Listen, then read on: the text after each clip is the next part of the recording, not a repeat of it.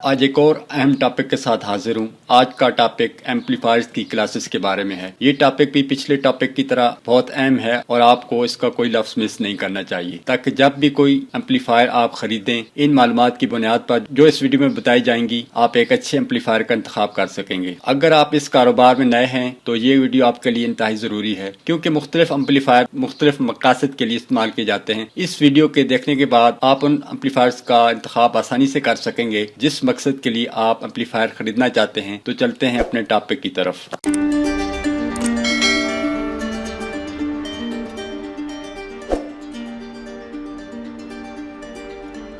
آپ کے چند سیکنڈ لوں گا، اس کے بعد ویڈیو سٹارٹ کریں گے۔ السلام علیکم فرینڈس، امید کرتا ہوں کہ آپ سب ٹھیک ٹھاک خیریت سے ہوں گے۔ جیسے کہ میں پہلے بھی آپ لوگوں کے لیے ساؤنڈ کے حوالے سے، ڈی جے کے حوالے سے مختلف ویڈیوز لے کے آتا رہتا ہوں، اسی طرح آج ایک پھر نئی ویڈیو کے ساتھ حاضر ہوں آپ لوگوں کے ساتھ۔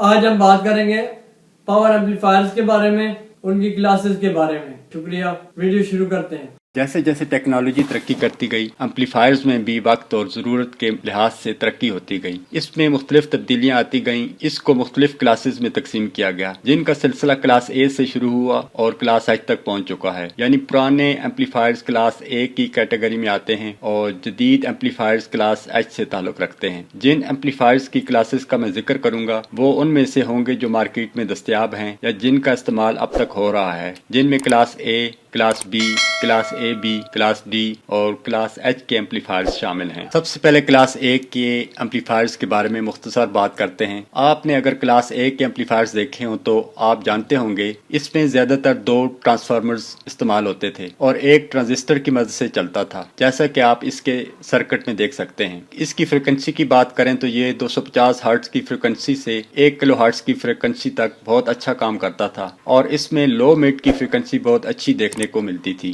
اب ہم بات کرتے ہیں کلاس بی کے ایمپلیفائرز کی۔ اگر ہم اس کا مقابلہ کلاس اے کے ایمپلیفائر سے کریں تو کلاس بی کے ایمپلیفائرز میں یہ خوبی تھی کہ اس کی لاؤڈنس کلاس اے کے ایمپلیفائر سے بہت بہتر تھی۔ اس کی فریکوینسی 1 کلو ہرٹز سے اوپر تک جاتی تھی۔ جیسے جیسے ٹیکنالوجی ترقی کرتی گئی اس کی ڈیمانڈ آہستہ آہستہ کم ہوتی گئی۔ اگر اس کے سرکٹ کی بات کریں تو یہ بھی 2 ٹرانسفارمر سے کام کرتا تھا۔ کلاس بی کے ایمپلیفائر میں ایک مسئلہ یہ تھا، جیسا کہ آپ جانتے ہیں ٹرانزسٹر کے آڈیو کے ان پٹ میں تھوڑا سا وولٹیج دینا پڑتا ہے، اور جب آڈیو کے ان پٹ کے سگنل 0.7 سے نیچے چلے جاتے تھے تو کلاس بی کے ایمپلیفائرز میں سگنلز کا مسئلہ آ جاتا تھا۔ یہی وجہ ہے یہ ایمپلیفائر زیادہ دیر تک مارکیٹ میں اپنی جگہ نہیں بنا سکے۔ اب ہم بات کرتے ہیں کلاس اے بی کے ایمپلیفائرز کی۔ ان ایمپلیفائرز نے کلاس بی کے ایمپلیفائرز کی جگہ لے لی، کیونکہ اس کو کلاس اے اور کلاس بی کی خامیوں کو سامنے رکھ کر بنایا گیا تھا اور یہ ان دونوں سے بہتر تھا۔ اور اگر سرکٹ کی بات کریں تو اس میں ایک ٹرانسفارمر کا استعمال کیا گیا تھا جس سے پاور دی جاتی تھی۔ اس میں ماسپیٹ کا استعمال کیا گیا جو ایسی ٹیکنالوجی تھی جس کا پہلی بار استعمال ہوا تھا، جس کی وجہ سے اس قسم کے ایمپلیفائرز کی کارکردگی میں بہت بہتری آئی۔ اس میں لو مڈ اور ہائی مڈ کی فریکوینسی بہت اچھی آتی تھی۔ اس میں 300 ہرٹز کی فریکوینسی سے 4000 کلو ہرٹز تک کی فریکوینسی بھی آسانی سے مل جاتی تھی۔ یہ ایمپلیفائرز اب بھی مارکیٹ میں اپنی جگہ بنائے ہوئے ہیں اور ان کا استعمال دیکھنے کو مل جاتا ہے۔ اب ہم بات کرتے ہیں کلاس ڈی کے ایمپلیفائرز کی۔ ان ایمپلیفائرز میں ٹرانسفارمرز کا استعمال ختم ہو گیا اور ٹرانزسٹر کا استعمال کیا جانے لگا اور پاور سپلائی کے لیے ٹرانزسٹرز کا استعمال کیا جاتا تھا۔ ان ایمپلیفائرز میں یہ خوبی ہے کہ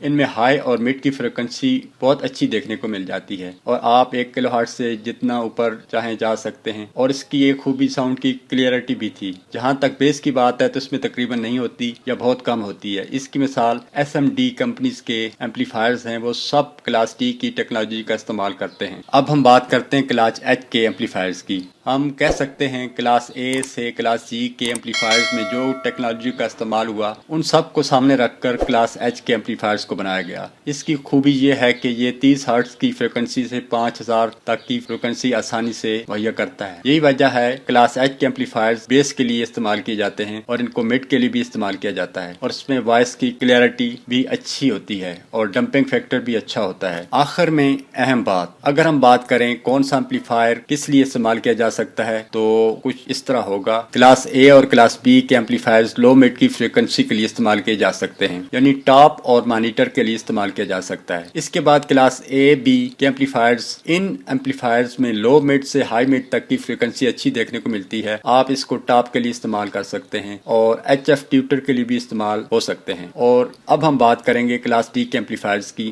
اس کا ڈمپنگ فیکٹر بہت لو ہوتا ہے اور ہمنگ بھی بہت کم ہوتی ہے۔ یہ HF ٹیوٹر یا ڈرائیور یونٹ کے لیے استعمال کر سکتے ہیں اور اسپیکر کے لیے بھی استعمال کر سکتے ہیں۔ اس کی ہائی مڈ کی فریکوینسی بہت اچھی ہوتی ہے۔ اور کلاس H کے ایمپلیفائرز کی بات کریں تو یہ خاص طور پر بیس کے لیے استعمال کیا جا سکتا ہے، اور ساتھ ساتھ آپ اس کو لو مڈ کی فریکوینسی کے لیے بھی استعمال کر سکتے ہیں۔ امید ہے آپ کو یہ مختصر سی ویڈیو پسند آئی ہوگی اور آپ ایمپلیفائرز کی کلاسز کے بارے میں جان گئے ہوں گے۔